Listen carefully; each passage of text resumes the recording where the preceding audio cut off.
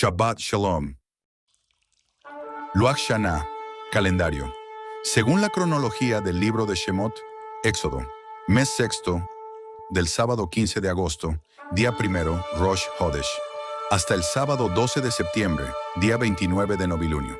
Este mes, los días de reposo son los días viernes romanos. Eso no hace santo a este día viernes romano.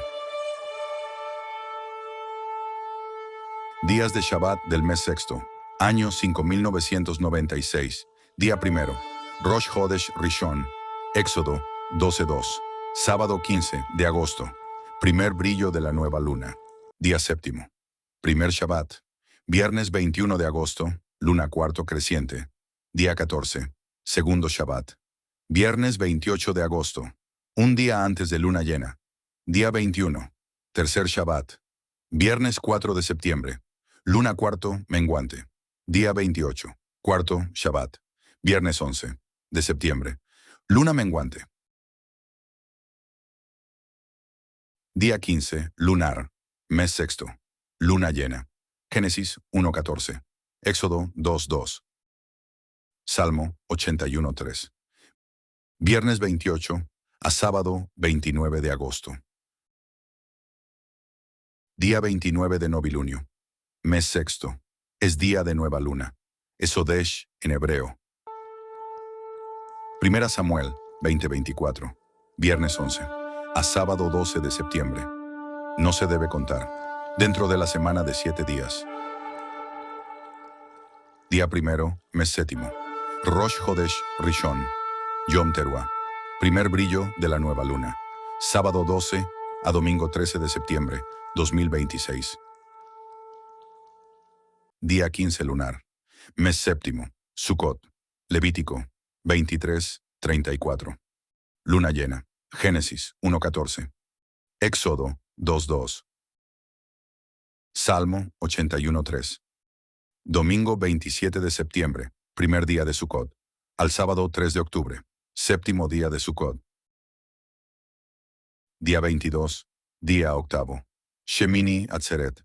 Levítico 23:36. Del sábado 3 de octubre al domingo 4 de octubre 2026. Este mes sexto, el día primero, sube de nuevo Moshe al monte, con las segundas tablas, a pedir perdón por el pecado de la idolatría de Israel. Éxodo 34:28. Cumpliendo así los 40 días y 40 noches. Y desciende el día 10 del mes séptimo, con su rostro resplandeciente, ya con la advertencia al pueblo de Israel de recordar año tras año su pecado, hasta la llegada del Mashiach, para tener cumplimiento la obra de redención por este pecado. ¿Qué no debe hacer un creyente en Yeshua durante el mes sexto? Los 40 días de Elul no son un mandamiento de la Torá. Al llegar el mes sexto del calendario, que posteriormente los judíos llamaron Elul, comienza dentro del judaísmo una tradición de arrepentimiento y preparación que se extiende durante 40 días, hasta el día 10 del mes séptimo, conocido como Yom Kippur. En este periodo se intensifican las oraciones, el arrepentimiento y la confesión que llaman Kol Nidre, renuncia a juramentos y compromisos personales asumidos mediante votos,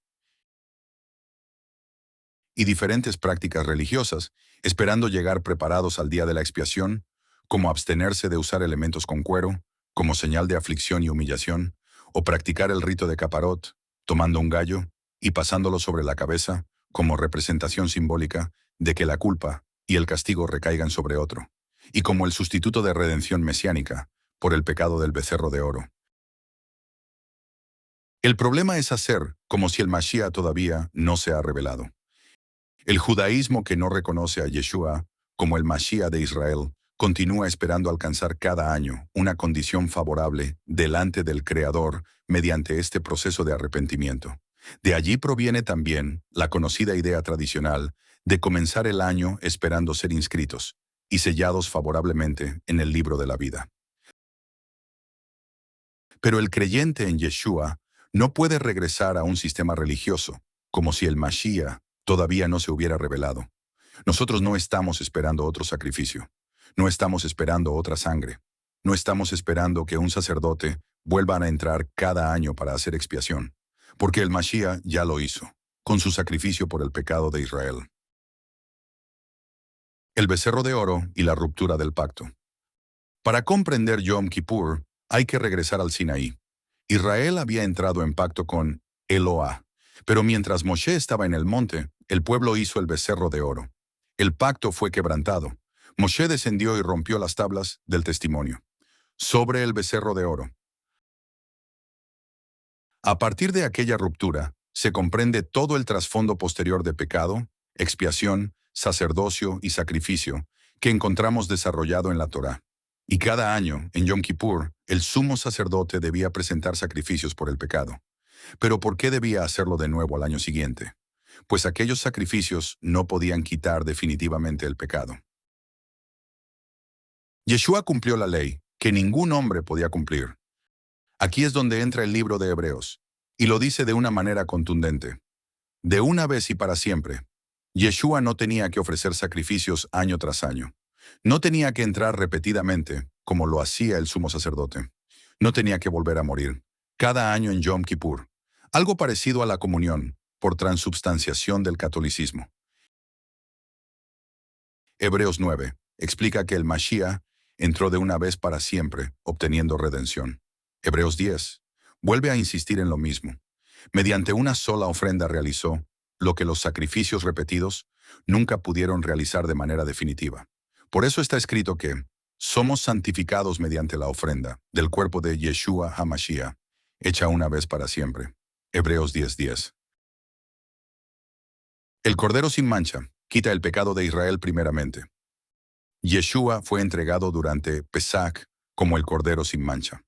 Lo que los animales representaban proféticamente encontró su cumplimiento en el Mashiach. Por eso el creyente no puede regresar al sacrificio animal, ni a un sistema anual de expiación, como si todavía faltara algo por completar. El sacrificio no quedó pendiente. La sangre no quedó incompleta. Por eso Eloah sí dejó el castigo pendiente hasta el día que fuera consumado. Éxodo 32:34. Ve pues ahora, lleva a este pueblo a donde te he dicho. He aquí mi ángel irá delante de ti, pero en el día del castigo, yo castigaré en ellos su pecado. Isaías entendió este juicio y anuncia sobre quién recaería. Isaías 53:5. Mas él herido fue por nuestras rebeliones, molido por nuestros pecados. El castigo de nuestra paz fue sobre él, y por su herida fue curado para nosotros. Esta es la exacta traducción del texto.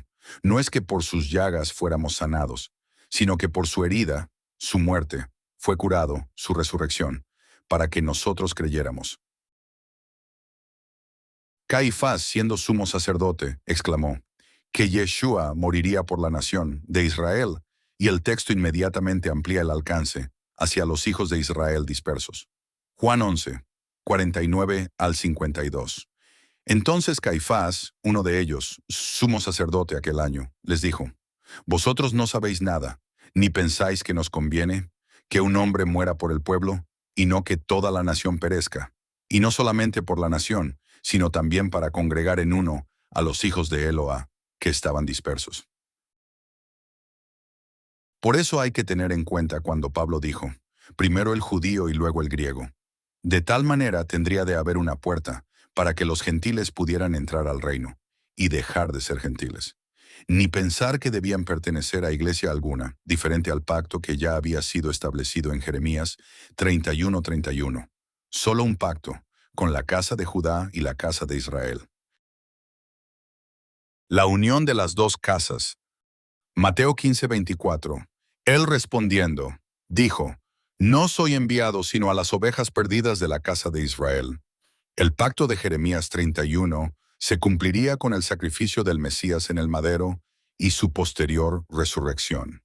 Se unirían las dos casas, como las 12 tribus que fueron, y al haberse consumado el castigo, entonces las dos casas volverían a tener el acceso directo al Padre. Pero esto aún no ha sucedido, porque no es el tiempo para traer la paz de Eloah con su pueblo. Ezequiel 37 versos 15 al 20. Los dos maderos, el madero de Judá y el madero de José en mano de Efraín, juntados uno con el otro para que sean un solo madero. Es decir, el madero en forma de leño que llevó Yeshua sobre sus hombros representa el pecado de Israel y es colocado luego en el leño que ya está sembrado, en forma vertical como un árbol abandonado, que representa a Judá. El Cordero sin mancha quita todos los pecados del mundo.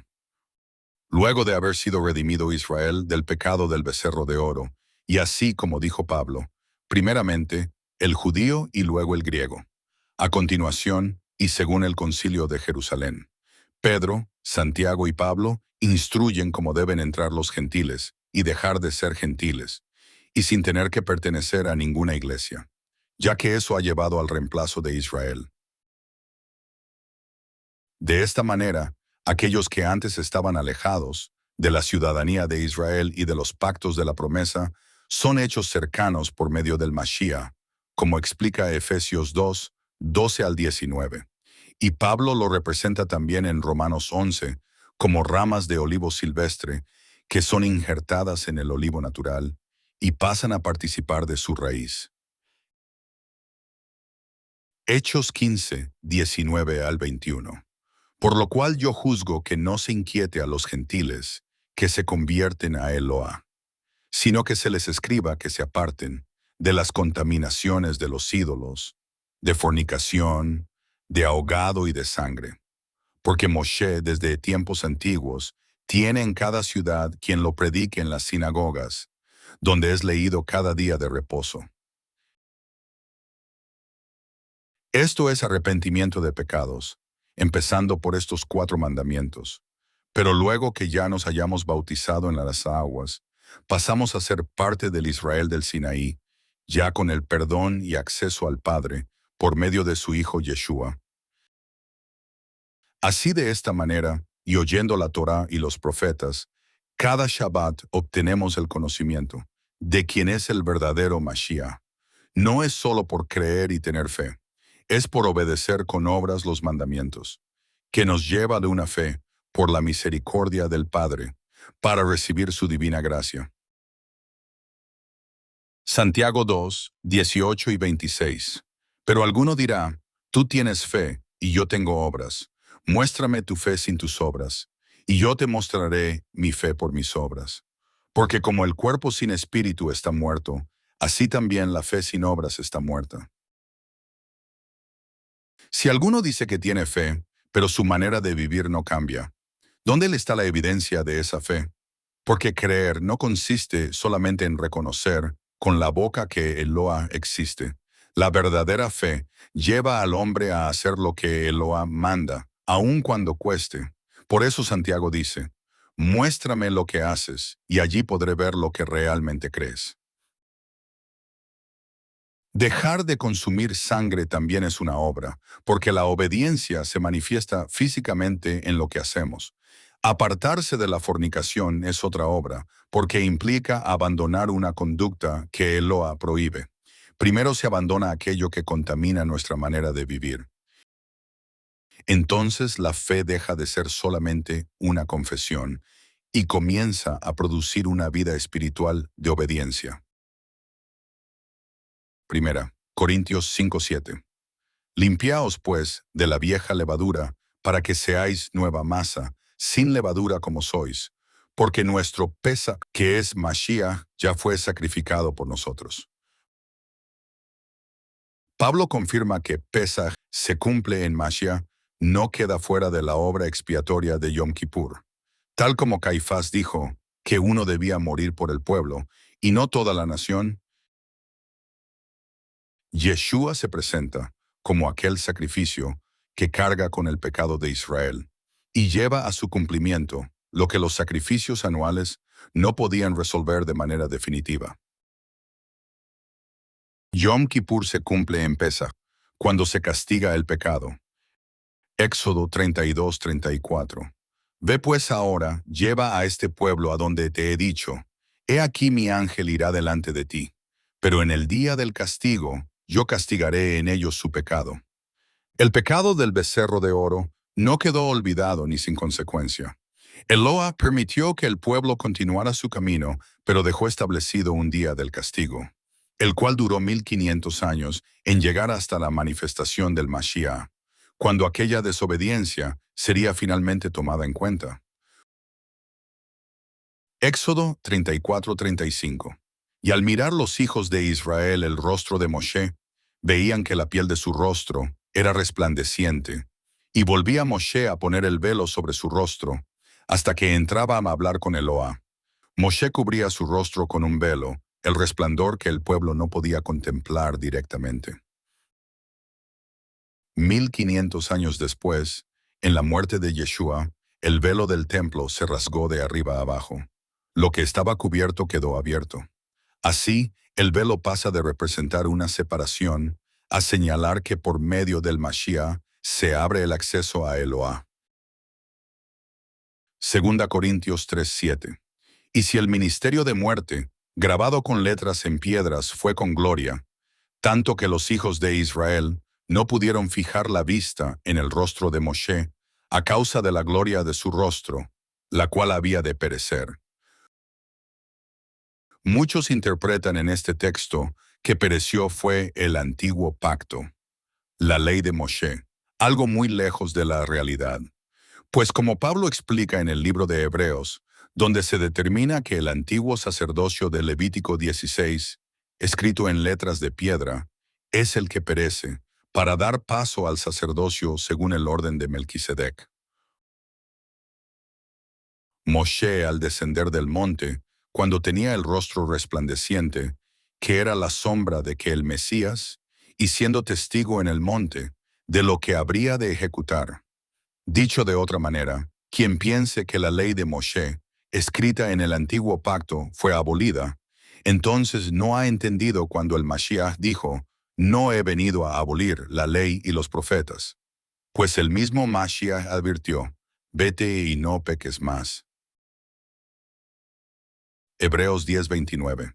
¿Cuánto mayor castigo pensáis que merecerá el que pisoteare al hijo de Eloá, y tuviere por inmunda la sangre del pacto, en la cual fue santificado, e hiciere afrenta al Espíritu de gracia? Por eso quien ha comprendido la Torá y el Mashiach, y cuál fue su cumplimiento, no puede actuar como quien todavía espera expiación anual. Después de conocer lo que Yeshua realizó, volver a buscar mediante rituales lo que ya fue consumado, significa retroceder del cumplimiento a la sombra, lo que Eloá declaró. Apocalipsis 5:9. Y cantaban un nuevo cántico, diciendo, digno eres de tomar el libro y de abrir sus sellos, porque tú fuiste inmolado, y con tu sangre nos has redimido para Eloá, de todo linaje y lengua y pueblo y nación. Según este texto queda consolidado lo que Pablo enseñó. Ya no hay judío ni griego, porque en el Mashiach todos vienen a formar parte de un mismo pueblo redimido. Ya no existe una salvación diferente para Israel y otra para las naciones. La misma sangre alcanza a ambos, reuniendo de todo linaje, lengua, pueblo y nación a quienes pertenecen a Eloá. Gálatas 3:28. Ya no hay judío ni griego, no hay esclavo ni libre, no hay varón ni mujer, porque todos vosotros sois uno en Mashiach Yeshua. El libro de la vida no se abre cada año en Yom Kippur. La Escritura no enseña que cada año, durante Elul y Yom Kippur, Eloá abra un libro para volver a decidir quién queda inscrito durante el año siguiente. La idea pertenece a tradición talmúdica. Apocalipsis 20, 11 al 15. Aparece el gran juicio. Los muertos comparecen delante del trono. Los libros son abiertos. Y también es abierto el libro de la vida. No estamos viendo una ceremonia anual del mes séptimo, sino viendo el juicio final de Eloá. Por eso el creyente en Yeshua no necesita los 40 días rabínicos de Elul, ni esperar el mes sexto para comenzar a arrepentirnos, ni prepararnos para obtener perdón, repitiendo un sistema anual de expiación. Y mucho menos debemos comportarnos como si cada Yom Kippur hubiera que conseguir nuevamente que Eloá nos acepte. Yeshua ya se nos reveló y nos redimió. Como vemos, hay varios libros, los libros donde están anotadas nuestras acciones diarias, que nos serán mostradas al final de los tiempos, para salvación o condenación eternas. Y el libro de la vida, que actualmente está sellado y en blanco, y es donde finalmente seremos anotados, cuando seamos separados como ovejas a la derecha del Mashiach, y se nos entregue la piedrecita con el nuevo nombre, que nos dirige a una de las 12 puertas de la Nueva Jerusalén. Ni judíos desobedientes y menos cristianos soberbios, que piensan entrar por la inexistente puerta 13, que la doctrina sensacionalista se ha inventado. Por eso, quien cree en Yeshua como el Mashiach de Israel, debe colocar su confianza en la obra que Eloah realizó por medio de él. Es caminar en arrepentimiento y obediencia todos los días, y no regresar a tradiciones que funcionan, como si el Mashiach todavía no se hubiera manifestado. Porque después del Mashiach no esperamos otro sacrificio anual. Esperamos el cumplimiento final de todas las cosas y el gran día que regrese por segunda vez.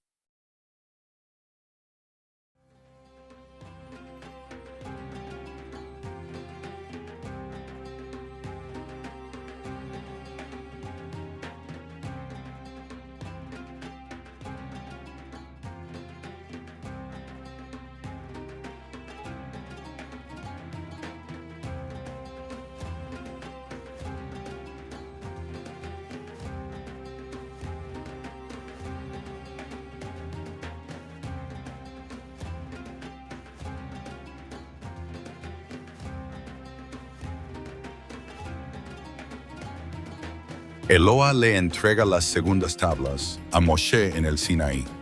Luego del pecado del becerro de oro, Moshe recibe la gracia de Eloah en el monte después de haber ofrecido su vida por Israel. Israel es repudiado por su idolatría y rebeldía, y se establece el sistema del sacrificio para expiación. El juicio por este pecado es recordado cada año, hasta que el Mashiach renueve este pacto con su sacrificio en Pesaj. Mashiach ofrece su vida, recuperando la alianza, primero por Israel y luego por el mundo, para abrir el acceso al Padre.